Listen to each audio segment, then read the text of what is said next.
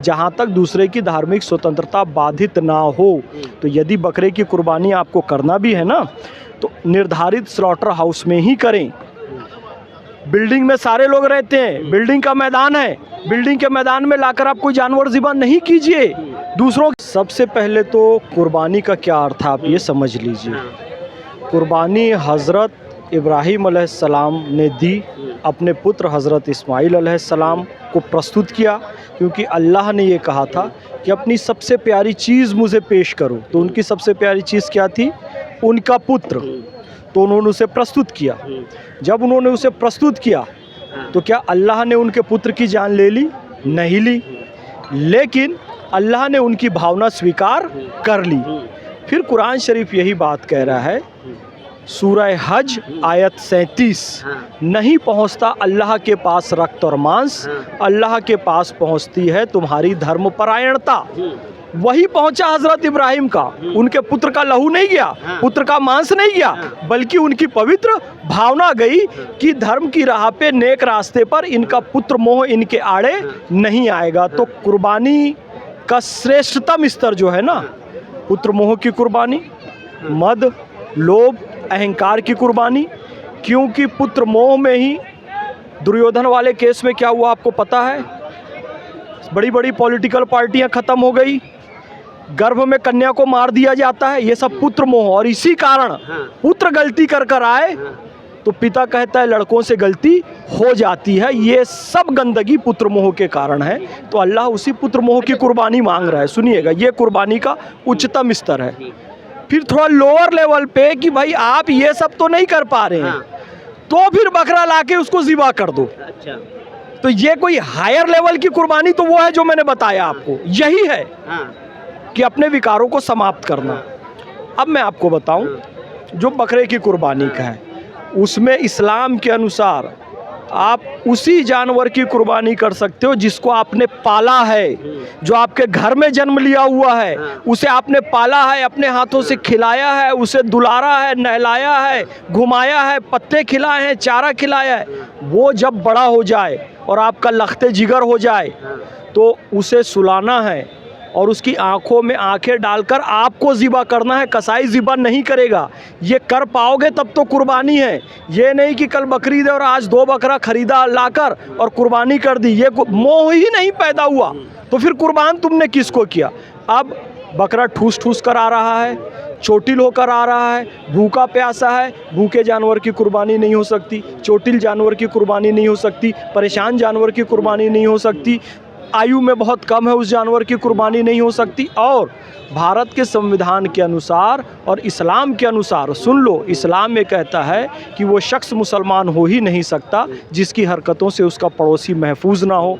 और संविधान के अनुसार किसी की भी धार्मिक स्वतंत्रता वहाँ तक है जहाँ तक दूसरे की धार्मिक स्वतंत्रता बाधित ना हो। तो यदि बकरे की कुर्बानी आपको करना भी है ना, तो निर्धारित स्लॉटर हाउस में ही करें। बिल्डिंग में सारे लोग रहते हैं, बिल्डिंग का मैदान है, बिल्डिंग के मैदान में लाकर आप कोई जानवर ज़िबा नहीं कीजिए। दूसरों की भावनाएं हर्ट होती हैं, वहाँ पर खून फैलता है, हड्डी फैलती है, गंदगी आती है। और बहुत सारे ऐसे जैन हैं, हिंदू हैं जिनकी धार्मिक भावना हर्ट होती है। तो या तो अपने घर के अंदर कीजिए और उसका रक्त वगैरह बाहर नहीं आने दीजिए, और सबसे अच्छा बात जो निर्धारित स्लॉटर हाउस है वहाँ जाकर कीजिए। और गाय की कुर्बानी तो बिल्कुल नहीं कीजिए। पैगंबर हज़रत मोहम्मद सल्लल्लाहु अलैहि वसल्लम ने फरमाया, गाय का दूध शिफा है, गाय का घी दवा है और इसका मांस बीमारी है। और तमाम हदीसें मौजूद हैं कि गो मांस खाने से कैसेटीनिया सेजिनेटा नाम की बीमारी होती है। पाकिस्तान की हेल्थ टीवी में भी दिखाया गया कि पैगंबर हज़रत मोहम्मद सल्लल्लाहु अलैहि वसल्लम की ये प्रमाणिक हदीस है।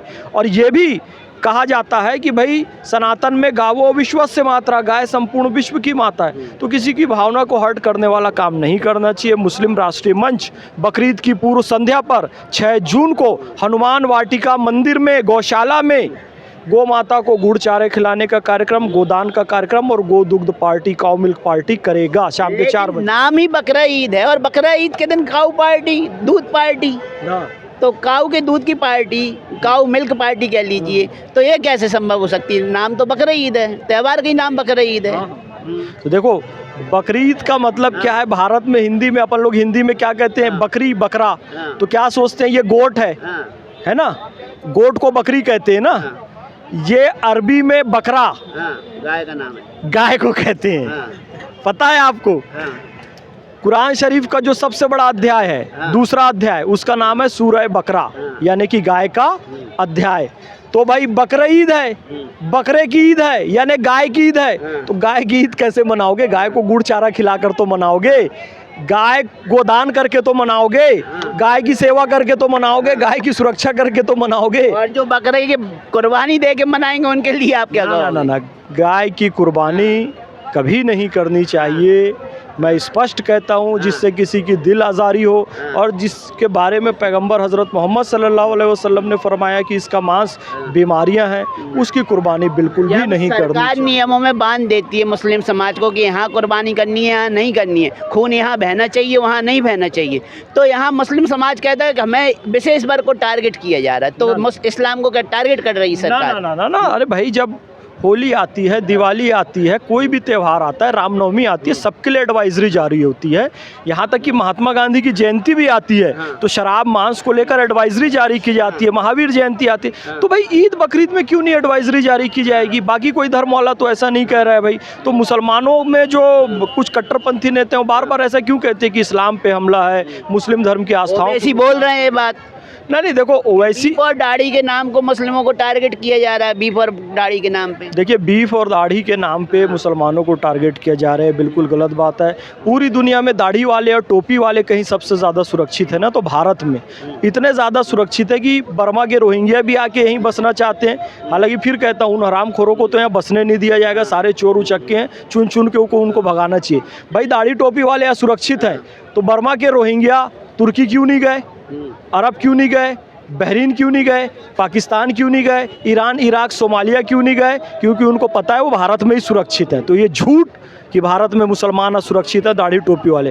पाकिस्तान का अदनान समी यहाँ क्यों आके नागरिकता लिया? क्योंकि उसको पता पाकिस्तान से सुरक्षित यहाँ रह सकता है। तमाम पाकिस्तान के लोग भारत में क्यों आना चाहते हैं? जब आपने अदनान सामी का नाम लिया ही है, तो अदनान सामी का एक इंटरव्यू वायरल हो रहा है आपकी अदालत का, और वो बोल रहे हैं मेरी अम्मी का इंतकाल हुआ तो मुझे भारत सरकार ने तो इजाज़त दे दी वीज़ा पर पाकिस्तान जाने के लिए, लेकिन पाकिस्तान वालों ने मुझे इजाज़त नहीं दी वहाँ की धरती पे कदम रखने के लिए। क्योंकि पाकिस्तान एक आतंकवादी देश है, पाकिस्तान में भावना का कोई स्थान नहीं है।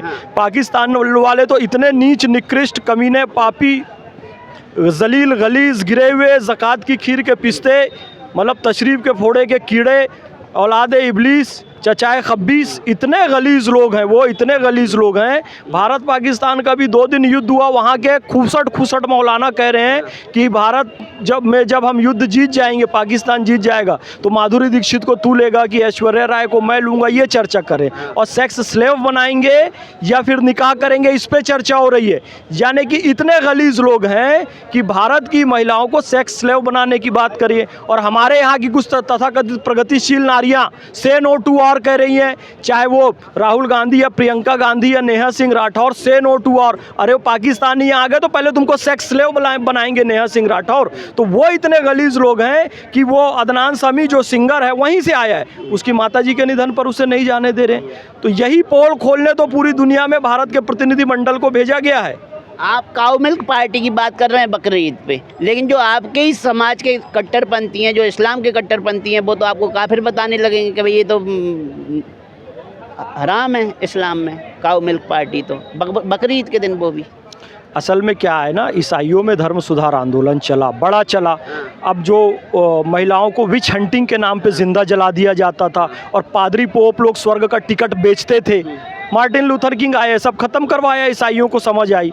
हिंदुओं में छुआछूत की प्रथा थी, अस्पृश्यता थी, बाल विवाह था, सती प्रथा थी। स्वामी दयानंद सरस्वती, स्वामी विवेकानंद, महात्मा ज्योतिबा फुले, महात्मा गांधी, डॉक्टर भीमराव अंबेडकर सब आए, इन्होंने सब प्रथा को समाप्त किया। इस्लाम में अभी तक धर्म सुधार आंदोलन ठीक से आया नहीं है।